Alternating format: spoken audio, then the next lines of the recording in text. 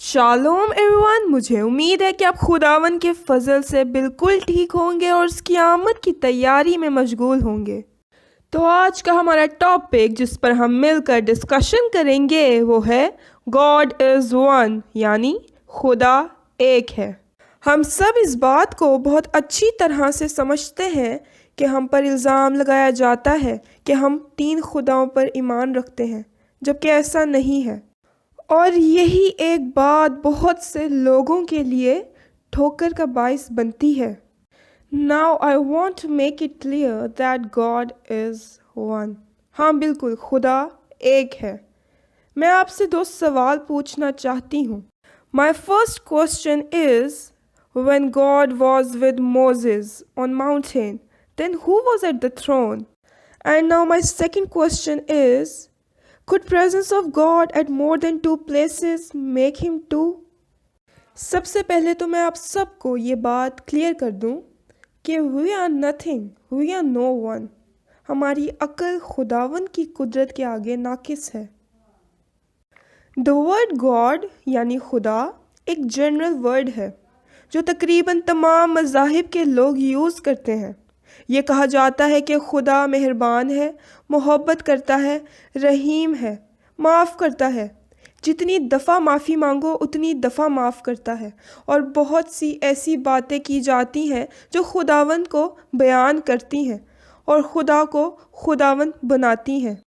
لیکن میں آج آپ سب کو ایک انٹرسٹنگ فیکٹ بتانا چاہتی ہوں، اور وہ یہ ہے کہ بائبل ہی وہ ایک واحد بک ہے جو خداوند کی پرسنالٹی کو ڈیفائن کرتی ہے اور خداوند کی فارم کو ایک پریکٹیکل وے میں ڈیفائن کرتی ہے، کیونکہ خداوند ایک پریکٹیکل پاور یا شخصیت ہے جو انسانی شخصیت سے اول ہے لیکن مشابہت رکھتے ہیں۔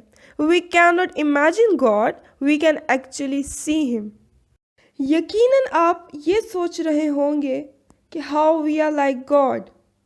تو آئیے میرے ساتھ دیکھیے one of the most famous verses of the Bible، پیدائش کی کتاب اس کا 1st chapter اور اس کی 27th verse سے۔ اور خدا نے انسان کو اپنی صورت پر پیدا کیا، خدا کی صورت پر اس کو پیدا کیا۔ آمین۔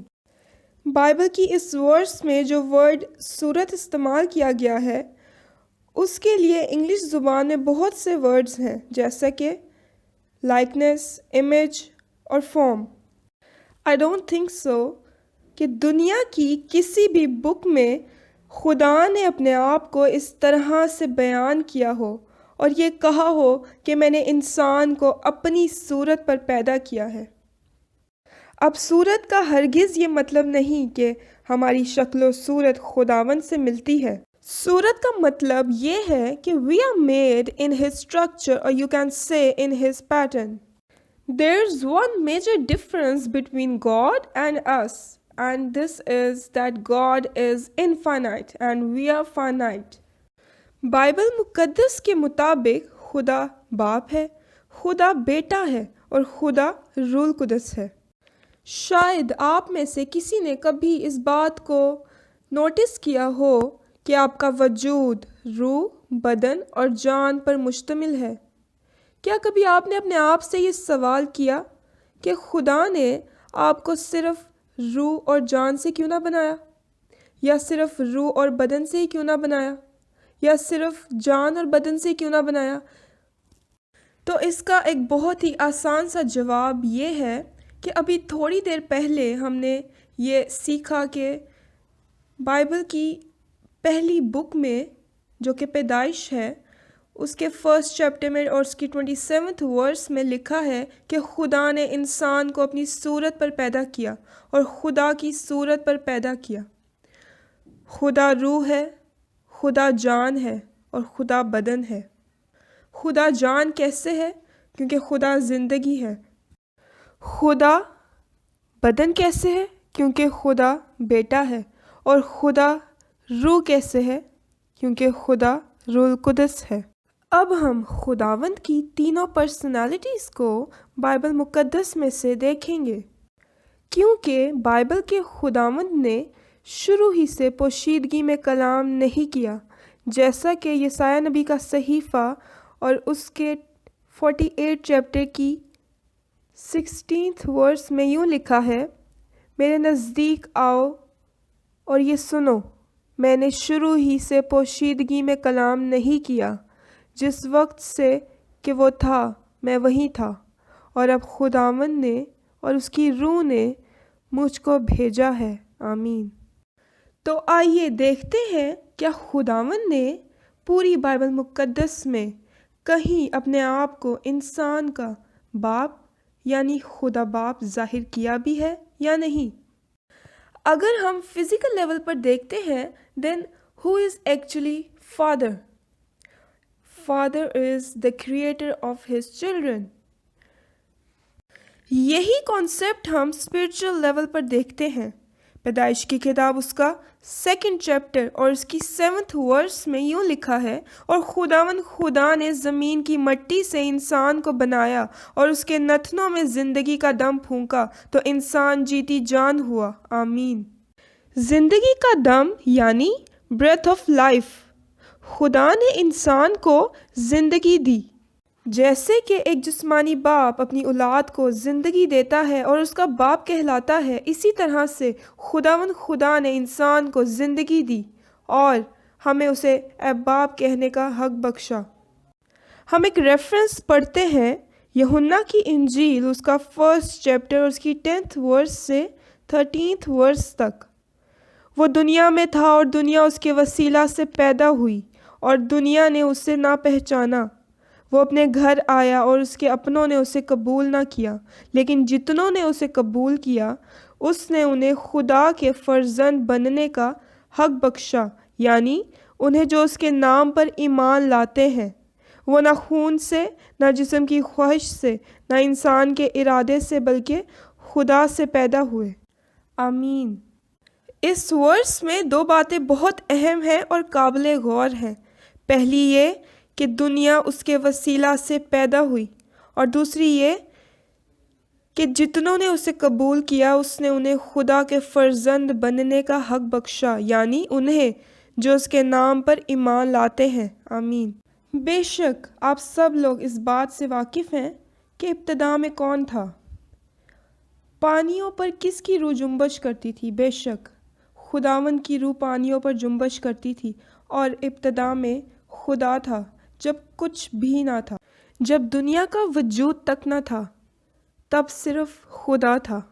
اور یہاں پر یہ لکھا ہے کہ دنیا اس کے وسیلہ سے پیدا ہوئی، یعنی خدا کے وسیلہ سے پیدا ہوئی۔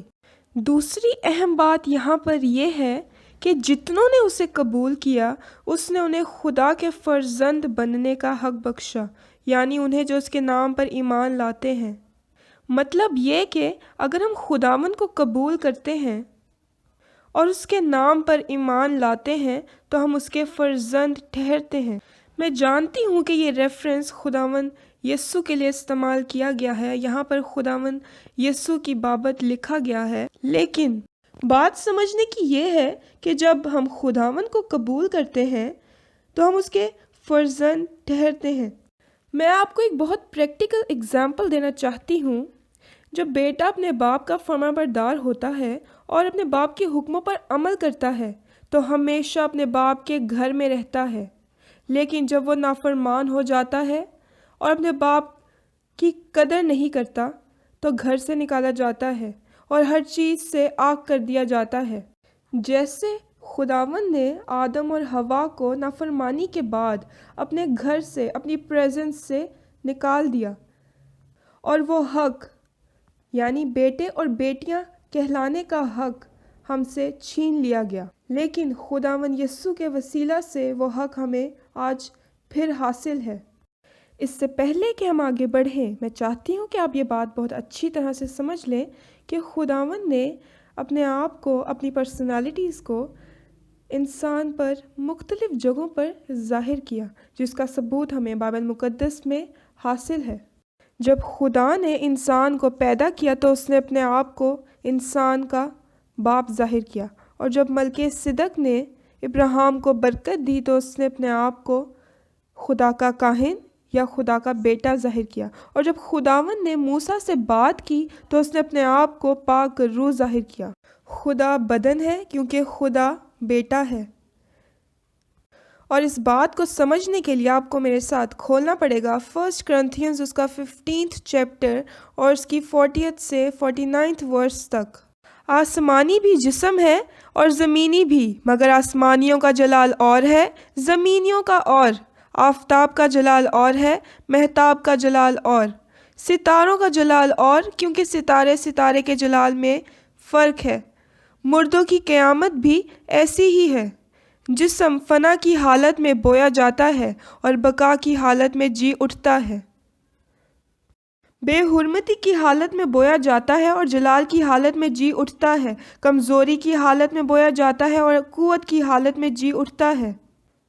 نفسانی جسم بویا جاتا ہے اور روحانی جسم جی اٹھتا ہے۔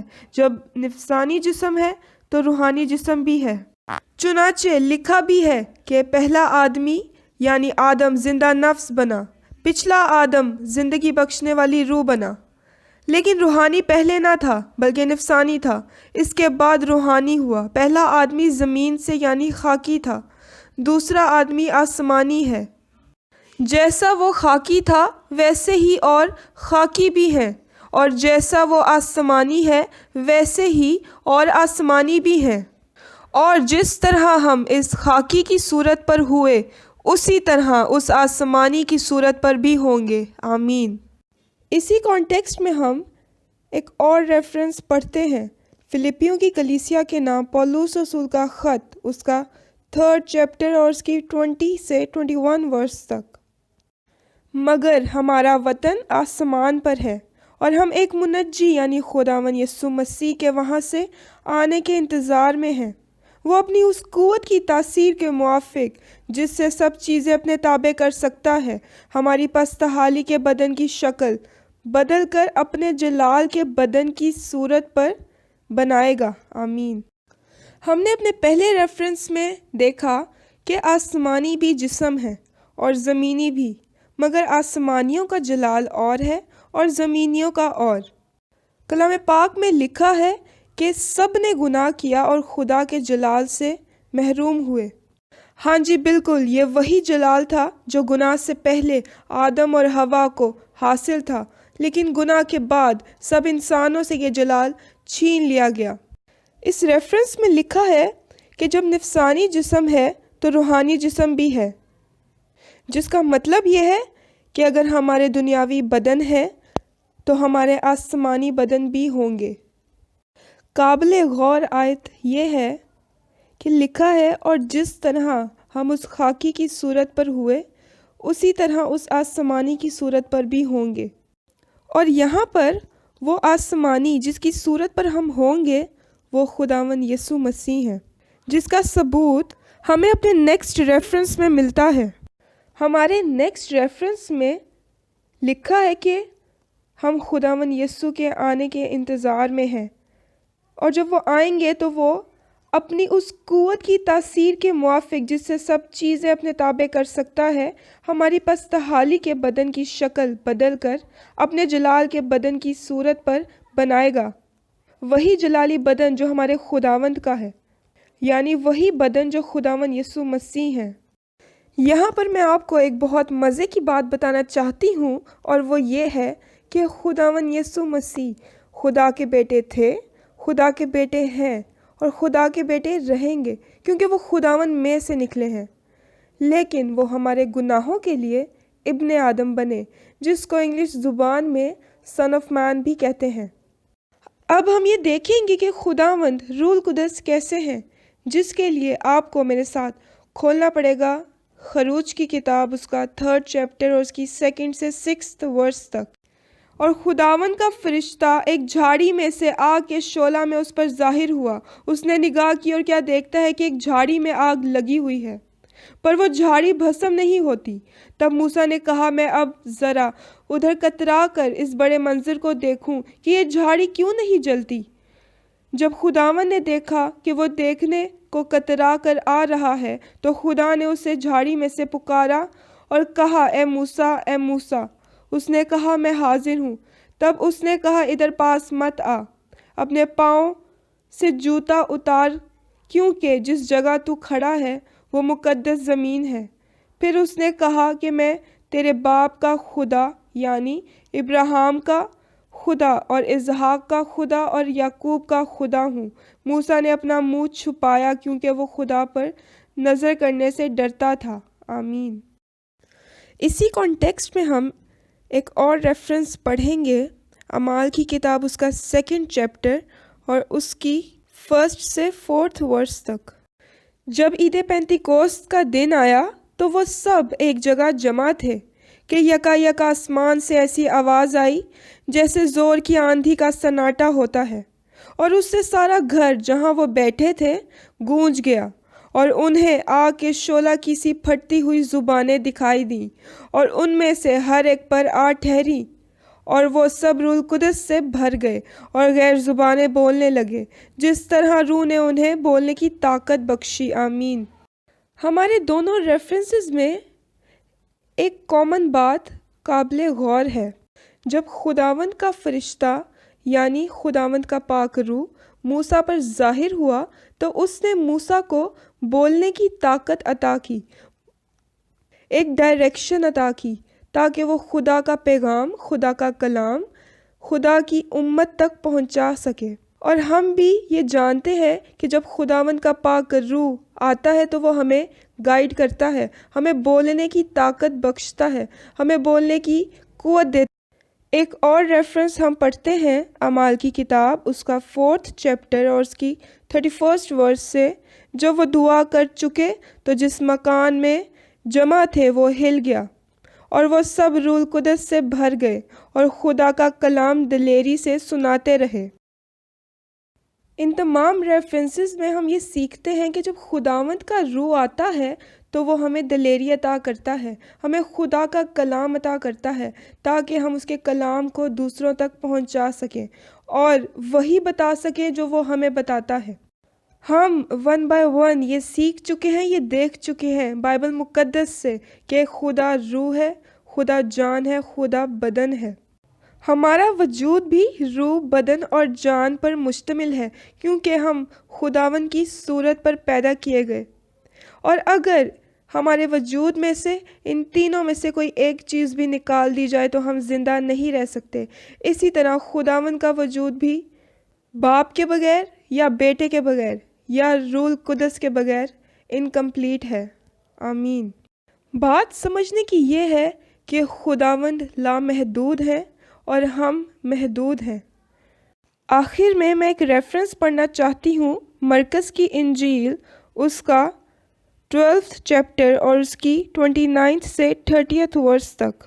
یسوع نے جواب دیا کہ اول یہ ہے، اے اسرائیل سن، خداوند ہمارا خدا ایک ہی خداوند ہے، اور تو خداوند اپنے خدا سے اپنے سارے دل اور اپنی ساری جان اور اپنی ساری عقل اور اپنی ساری طاقت سے محبت رکھ۔ آمین۔